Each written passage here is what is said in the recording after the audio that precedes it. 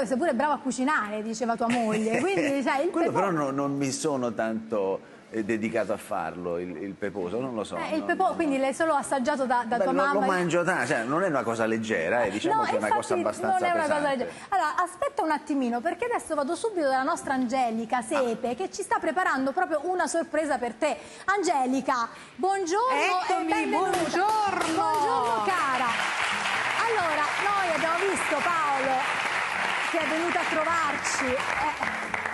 Sei nell'anima e lì ti lascio per sempre.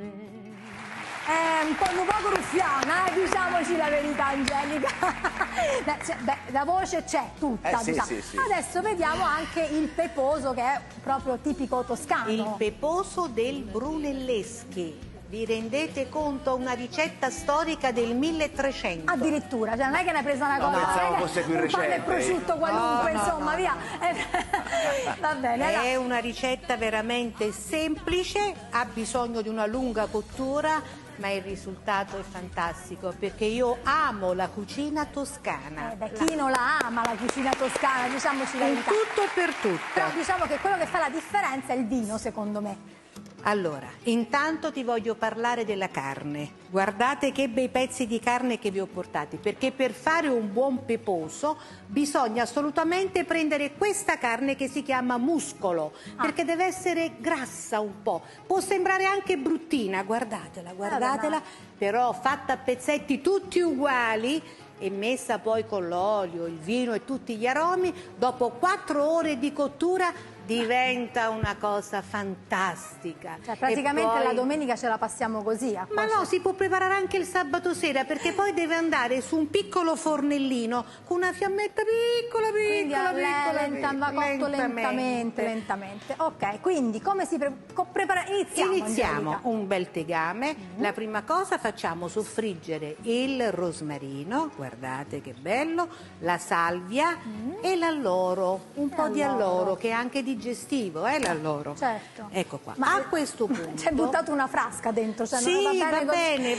va bene, senti il profumo. A questo punto che cosa faccio? Prendo la carne, come vi ho detto, e la faccio a pezzetti quasi tutti uguali. Ok. È importantissimo questo passaggio, perché sennò dove c'è più certo. grasso, Si cuociono non nello stesso modo. E la appoggiamo delicatamente, perché fare il pepato è un atto d'amore. Cioè io non potevo non pensare al pepato e non pensare a lui. Diciamo che Paolo, sono innamorata, così che devo fare? Paolo, che dobbiamo fare, Paolo? Succede. Torniamo invece al vino. Al vino, che allora, fa la differenza, cioè un conto un vino buono, un conto un vino... Sì, e ci sono poi anche nella stessa Toscana chi lo fa con il lambrusco, il peposo, chi lo fa col Chianti, ogni città ha il suo vino, ma il vino è fondamentale, deve essere buonissimo. Io lo dico in tutte le mie ricette, mezzo bicchiere, ma deve essere vino buono, vi prego. Però qui non è che ce ne vuole mezzo di bicchiere, No. qui ce ne vuole un po' di più. Allora, da quello diciamo che ho che capito. per 1 chilo di carne ci va 1 litro di vino. E il trucco qual è? Guardate, io adesso ho messo tutte le erbe, ho poggiato la carne con tanto amore e adesso vado a ubriacare questa carne con il vino, perché per me è proprio amore puro sto peposo. Già come l'hai raccontato già mi sento sazia, pensa Angelica, solo per come l'hai raccontato.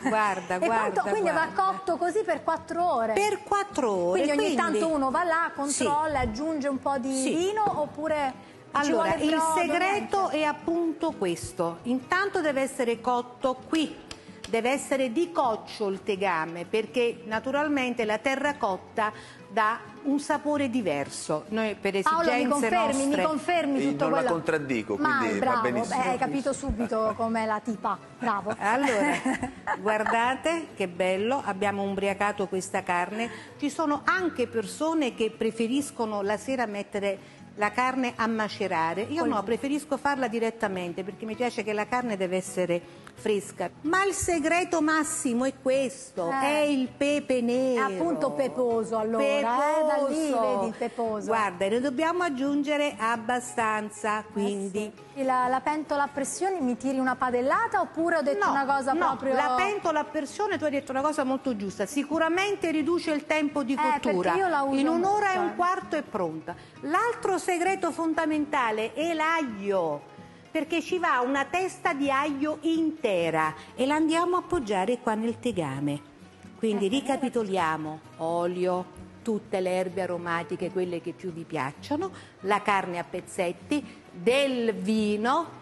Ecco Quindi, qui, questo fatto è, tutto questa è questo. tutta la procedura che c'è Sì. da fare, ma nel caso Sì. in cui la pentola a pressione ovviamente ci ridurrebbe i tempi. I tempi di tantissimo, un'ora e mezza Un'oretta ed e è mezza. pronta. Insomma, per noi il che siamo peposo. sempre un po' di corsa, Sì, diciamo che sì, forse sì, è una sì, buona sì, sì. alternativa, si può dire. Un'ottima alternativa, Un'ottima alternativa. sì. Che poi io non so, ora chiedo una roba che a me viene più morbida la carne con Certamente, perché le lunghe posso starci pure cotture- una giornata intera sulla pentola normale, però la pentola a pressione mi dà grandi risultati. Ma ti posso dire che la pentola a pressione intanto è veramente una forza della natura, perché abbrevia di tantissimo tutti i tempi di cottura e l'alta temperatura che si sviluppa dentro sicuramente allenta tutte tutto le quello che sono fibre. i nervetti, le fibre. Guardate, certo, guardate quindi che diventa carne, più morbido. guardate. Ma come lo accompagniamo questo piatto? Oh, allora io guarda, ho fatto semplicemente un purè di patate, schiacciando le patate in maniera molto semplice con un po' di burro, della salvia, del parmigiano,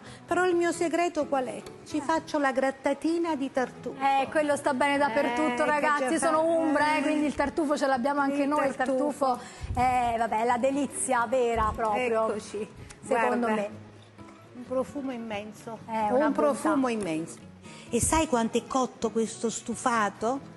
Quando questo rosmarino è diventato tutto spennacchiato. Tutto spennacchiato, quello quindi quello è l'indizio. Sì. Io qui ho il piatto già pronto, eccolo qua, guarda che meraviglia. Andiamo a portarlo a Paolo, vediamo un po' che cosa ne pensa lui, toscano doc. Paolo, guarda che meraviglia. Che ne penso?